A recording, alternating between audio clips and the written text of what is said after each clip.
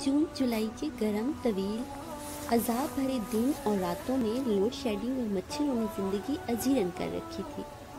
ऐसी ही एक रात थी जब लगभग 12 बजे के करीब सन्नाटे को चीरती हुई रिक्शे की खट खट खट खटाखट की आवाज हमारे घर के गेट पर आकर बंद हो गई। गेट बजने पर अब्बू खोलने की गर्ज से गए। छोटी बहन अलीना, जो मेरे पास लेटी दिलचस्पी से शहजादियों की कहानी सुन रही थी, दौड़कर अब्बू के पीछे गई, मगर उल्टे कदमों वापस आकर मुझसे चिमट गई। आपी आपी, वहां पर भूत है। वो खौफ से लरस रही थी। उसकी कैफियत से खौफजदा होकर अम्मी जी को अब्बू की फिक्र हुई। वो भी गेट की तरफ लपकी। मैंने अलीना को प्यार और तसल्ली से थपथपाते हुए राहदारी की तरफ देखा, जिसकी दूसरी तरफ गेट था। जल्दी अलीना को बहला फुसलाकर मैं भी गेट की तरफ गई। हाओ भूत! मुमकिन था अलीना की तरह मैं भी खौफजदा होकर चीखें मारती, मगर अम्मी जान ने मेरे पास आकर हाथ को दबाकर खामोश रहने का इशारा किया। सामने अब्बू ने जमीन के मुतवाजी लेटे हुए जिस वजूद को रस्सी से पकड़कर घसीटा हुआ था, वो बिलाशुबा भूत नहीं था तो भूत से मुशाबे जरूर था।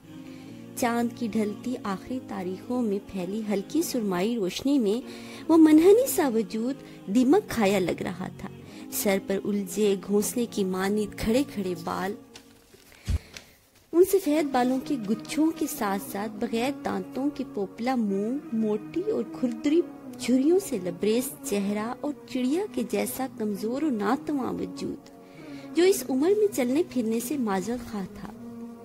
किसी देवकामत गाड़ी के टायर खोलकर लेटी हालत में मखसूस सीट बनाई गई थी, जिसके बीचों बीच चौड़े सुराख करके उनमें से फटे पुराने दुपट्टे को गुजारकर मनहनी वजूद की इर्द गिर्द बांधकर गिरफ्त को मजबूत किया गया था। मासी भागा, तू अभी जिंदा है? इसके करीब आने पर अम्मी जी ने एकदम हंसते हुए पुरानी शनासाई से कहा, और तू रात ही इस वक्त कैसे यहाँ पहुंच गए? अम्मी ने सवाल किया। देखा, मैंने बख्त भरी के बेटे अपने भांजे नियाज का घर ढूंढ ही लिया। 3-4 साल बच्चे की तरह खुशी से ताली बजाते हुए कमजोर सा हाथ मुसाफिर के लिए अम्मी की तरफ बढ़ा। उसके कराहियत हैबत ज़दा चेहरे को मुस्कुराहट ने मजीद भयानक बना दिया था। अबू ने इसकी माजूर वजूद को नागवारी से टीवी लाउंज में लाकर पटक दिया। यकीनन उन्हें मासी भागा बर्दाश्त नहीं हो रही थी। अच्छा मासी भागा, ये बता कि खाना शाना खाया हुआ है या भूखी है? अम्मी जी ने सखावत की आदत से मजबूर होकर अब्बू से डरे बगैर बेफिक्र होकर पूछा। रोटी बना दूं, खाएगी? नहीं नहीं, मेरे लिए कुछ ना बना, बस आधी प्याली दूध की है तो दे दो। मैंने दूध लाकर दिया। उसने दूध के मग को बिल्ली के बच्चे की तरह जुबान डाल डाल कर चूसा। इतना खौफनाक मंजर था कि मैंने मुंह दूसरी तरफ हकारत से फेर लिया। उसे वहीं टीवी लाउंज में पंखा लगाकर सोने के लिए दे दिया। अगरचे लोड शेडिंग की तवालत के बाइस वहां सोना काफी मुश्किल था, मगर सहन में अलीना अगर उसे देख लेती तो खौफजदा हो जाती। बेटी, तू इधर आ मेरे पास। मुझे जाता देखकर मासी भागा ने पुकारा। ये पोटली है मेरी पैसों की, अपनी अम्मा को दे दो, सुबह ले लूंगी। इसमें क्या है?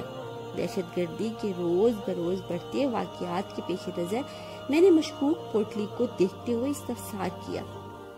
इसमें मेरे अल्लाह के घर की रकम है।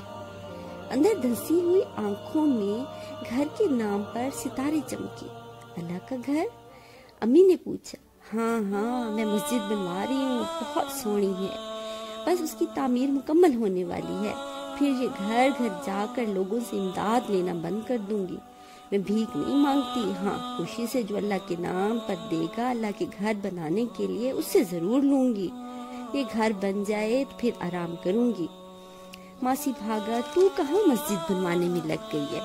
कहीं रास्ते में मरी पड़ी होगी। अम्मी जी ने मासी भागा को समझाया। ना ना, ऐसा ना बोल, मुझे अपने सोने रब पर पूरा यकीन है। जब तक अल्लाह का घर नहीं बनेगा मैं नहीं मरने वाली। मासी भागा ने जज्बे से बाजू आसमान की तरफ बुलंद करके कुछ देखा। तू भी अगर मेरे लिए अल्लाह के घर में हिस्सा डालना चाहती है, मदद करना चाहती है, तो जरूर करना। इस मस्जिद के बदले अल्लाह ताला जन्नत में तेरा ठिकाना बनाएगा। اللہ اللہ اللہ۔ ماسی بھاگا پر جیسے عجیب وجد طاری ہو گیا۔ میں پوٹلی لینے کی غرض سے کراہیت ہیبت زدہ وجود کی طرف جھکی، بدبودار مشک کا جھونکا نتھنوں سے ٹکرایا، بمشکل ابکائی کو روکا۔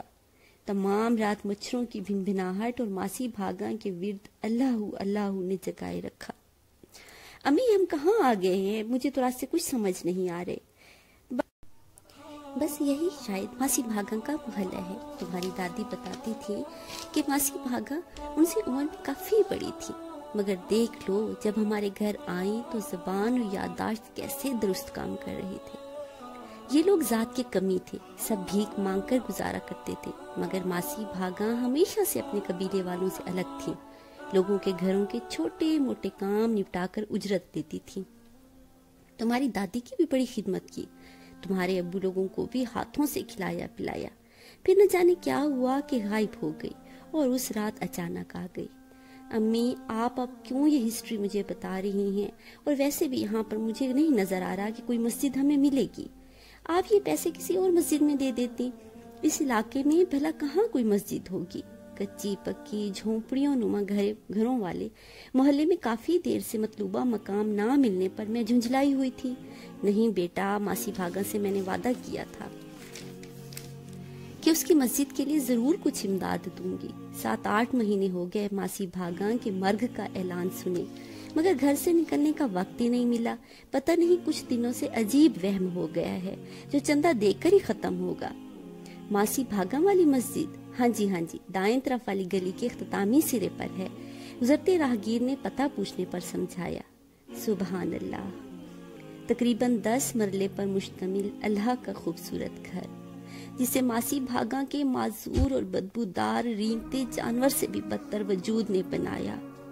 آسمانی اور سفید سنگ مرمر کی چمکدار ماربل سے بنے بلند و بالا محرابی گنبد، زرد اور گہرے نیلے رنگ کے چوکور ستون جن پر قرآنی آیات بما تراجم کے اعلیٰ خطاطی کا نمونہ پیش کر رہی تھی، حال نما کمرہ جس میں کالم کی ترتیب میں صفیں بچھی پڑی تھی اور قاری صاحب با آواز بلند قرآن پاک پڑھانے میں مصروف تھے۔ سامنے بیٹھے کالی گہری رنگت والے غریبانہ لباس جیب تن کے بچے اور بچیاں پیچھے دہرائی کرتے جا رہے تھے۔ کمرے کے باہر برآمدے کے درمیان میں مناسب اونچائی والا چبوترا یقیناً امام صاحب کے خطبے کے لیے بنایا گیا تھا۔ شمال کی طرف والی اندرونی دیوار کے ساتھ مٹی کے بڑے بڑے پیالے جن میں پانی اور پرندوں کا رزق گندم و دال کی صورت میں پڑا تھا۔